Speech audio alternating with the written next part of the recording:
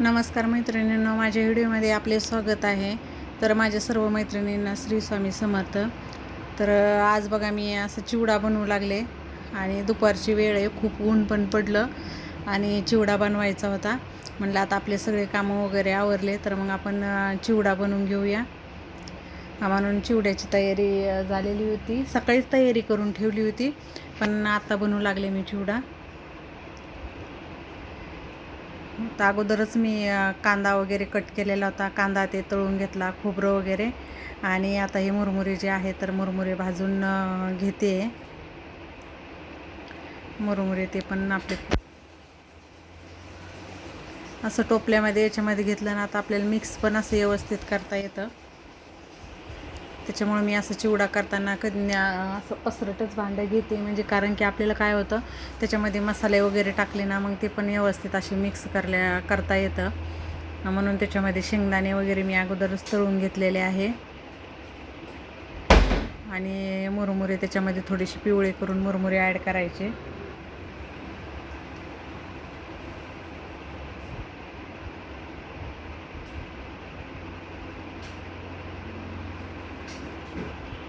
तर असं चालू होतं माझं करणं.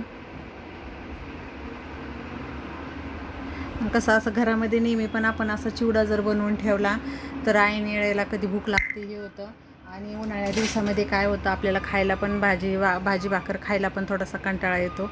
म्हणून म्हणलं थोडंसं करून ठेवलं तर बरं पडतं आणि कोणी आल्या गेल्यावर पण थोडासा आपल्याला नाश्ता द्यायला. त्याच्यामुळं मी असा चिवडा बनवून ठेवत असते.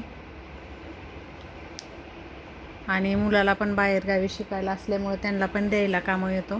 तर तो पण आलेला होता माझा मुलगा, तर त्याला पण द्यायचा होता, म्हणून मग मी चिवडा बनवू लागले होते. म्हणलं घरी पण कामं येतो आणि त्याला थोडासा द्यायला पण कामं येईल. आणि उन्हाळ्या दिवसामध्ये आपल्याला पण असं दुपारच्या याच्या वेळेमध्ये थोडासा चिवडा जर खाल्ला तर बरं वाटतं, म्हणजे असं दुसरं भाजी भाकर खायला कंटाळाच येतो. मुलं पण खात नाही आहे.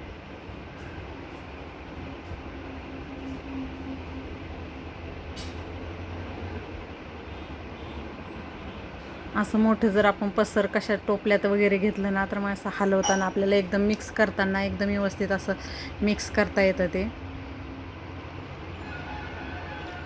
त्याच्यात मीठ वगैरे टाकून घेतलं मी आणि असं आता मिक्स करून घेऊ लागले त्याला.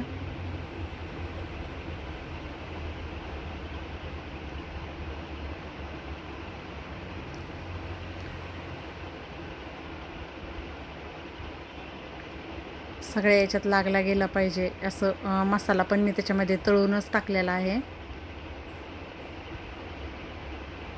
मक्का पोहे ते.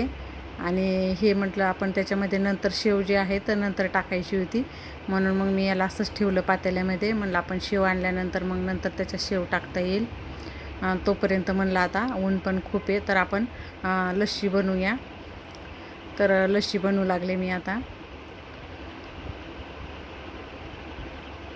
तर हे आपलं याचं दही आहे, DMartमधून आणलेलं होतं मी. 1 किलोचं पॅक आहे बघा हा.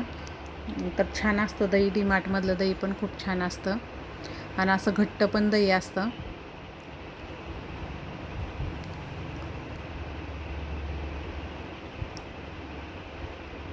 ऊन पण खूप पडू लागलं आणि चिवडा बनवून झाल्यानंतर म्हणलं आता चला आपण आज लस्सी बनवूया, म्हणून लस्सी पण बनवू लागले. मुलं पण म्हणले की दुपारी काहीतरी थंड सरबत वगैरे करतं, मग दही भरपूर दही होतं, तर म्हणलं चला आपण आज हे करते, म्हणलं मी लस्सी बनवते. त्याच्यासाठी मी असं त्याच्यावर दही घेतलं मिक्सरच्या भांड्यामध्ये आणि त्याच्यात साखर घातली आणि हे जे आहे इलायची पावडर आहे, थोडीशी इलायची पावडर टाकली त्याच्यामध्ये. आणि इलायची पावडर टाकून आता याला मिक्सरला थोडंसं फिरवून घेतलं मी. थोडं पाणी टाकलं त्याच्यामध्ये, कारण की दही पण खूप घट्ट होतं. जास्त पण नाही, थोडंसं पाणी घालायचं.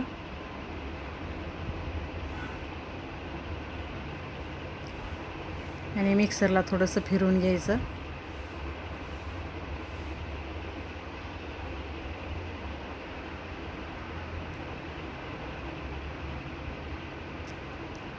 थोडीशी साखर वितळेपर्यंत, म्हणजे साखर पण त्याच्यामध्ये वितळल्या गेली पाहिजे.